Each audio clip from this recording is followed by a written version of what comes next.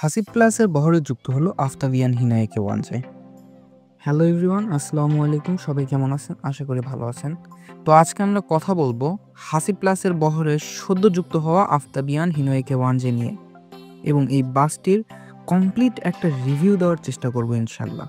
সাথে বাসটির রুট, ভাড়া এবং কাউন্টার নাম্বারও দিয়ে দেওয়ার চেষ্টা করব। তো দেরি না করে আমার চ্যানেলটি এখনই সাবস্ক্রাইব করে সম্পূর্ণ ভিডিও দেখুন। আশা করি আপনাদের সবারই ভিডিওটি ভালো লাগবে এবং আপনাদের প্রয়োজনীয় ইনফরমেশনগুলো এখান থেকে পেয়ে যাবেন ইনশাল্লাহ।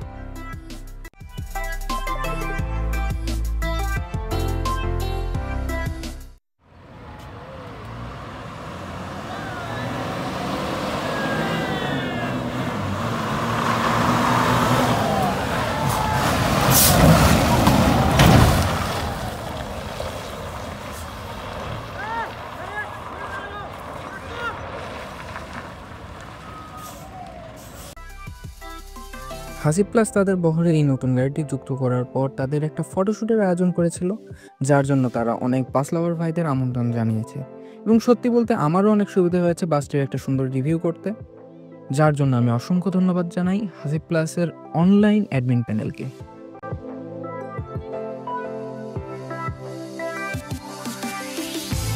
তো আবারও বলি, আপনাদের যদি ভিডিওটি ভালো লাগে তাহলে অবশ্যই লাইক দিবেন এবং লাইকের পাশাপাশি চ্যানেলটা সাবস্ক্রাইব করে পাশে থাকবেন। তো আর এক্সট্রা কোনো কথা না বাড়িয়ে চলুন মূল প্রসঙ্গের দিকে এগিয়ে যাওয়া যাক। তো আমরা প্রথমে বাসের ফ্রন্টের দিকে লক্ষ্য করি। বাসের এই ফ্রন্টটা বাংলাদেশে বর্তমানে খুবই জনপ্রিয়। এই ফ্রন্টটা দেখতে খুবই ক্লাসি লাগে, যার জন্য বাংলাদেশের অনেক বাস লাভারদের কাছে এটি খুবই জনপ্রিয়। ব্যক্তিগতভাবে এই ফন্টটি আমারও খুব পছন্দের। তো আফতাবের এই ফন্টটি নিয়ে আমি আর কিছুই বলবো না, তবে আপনাদের কাছে কেমন লাগে আফতাবের এই ফন্টটি অবশ্যই কমেন্টের মাধ্যমে জানিয়ে দিবেন। আমি আপনাদের সবার কমেন্টের অপেক্ষায় রইলাম। আর এখানে বাসের পেইন্ট স্কিমটাও ভালোই বানাইছে, খারাপ না। সত্যি বলতে গাড়িটা দেখতে আউটসাইড থেকেও ভালোই লাগতেছে, সুন্দর লাগতেছে। তো চলুন এখন আমরা ভেতরের অংশে প্রবেশ করি।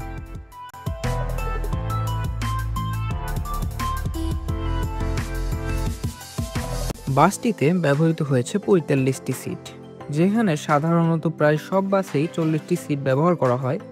তবে এই বাসটিতে সিট সংখ্যা বৃদ্ধি করে ৪০ থেকে ৪৫ করা হয়েছে। আমরা এখানে লক্ষ্য করতেছি যে প্রতিটি সিটের পিছনেই গাড়ি নাম্বারটি দিয়ে দেওয়া হয়েছে, যেটা আমার কাছে খুবই ভালো লাগছে।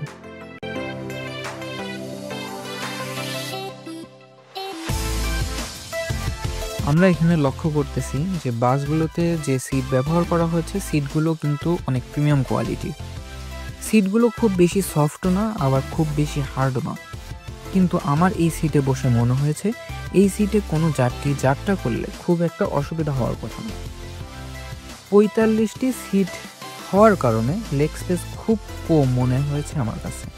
তাছাড়া ইন্টেরিয়রের বাকি সব কিছুই ঠিকঠাক লেগেছে আমার কাছে। তবে বাসটি যেহেতু লং রুটে দিয়েছে, সেক্ষেত্রে কর্তৃপক্ষের লেগ স্পেসের দিকটাও মাথায় রাখা উচিত ছিল।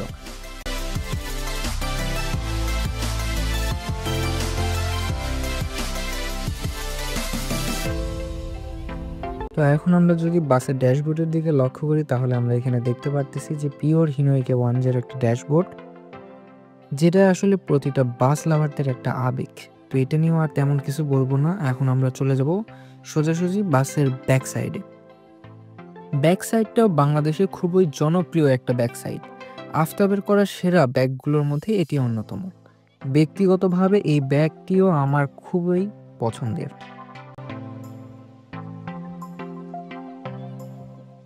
তো এখন বলুন, বাসটি আপনাদের কাছে কেমন লাগলো? ভালো লাগলেও কমেন্ট করে জানিয়ে দিন, আবার খারাপ লাগলেও কমেন্ট করে জানিয়ে দিন।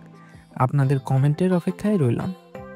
তো এখন বাসটির বাকি তথ্যগুলো নিম্নে দিয়ে দেওয়া হলো।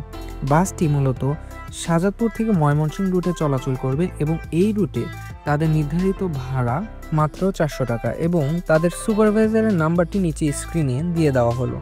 তো ভিডিওটি যদি ভালো লাগে তাহলে অবশ্যই লাইক দিবেন এবং লাইকের পাশাপাশি চ্যানেলটা সাবস্ক্রাইব করে পাশে থাকবেন। দেখা হচ্ছে সামনের কোনো ভিডিওতে। সেই ভিডিও দেখার অগ্রিম আমন্ত্রণ জানিয়ে আমি আজকের মতন বিদায় নিচ্ছি। আল্লাহ হাফেজ।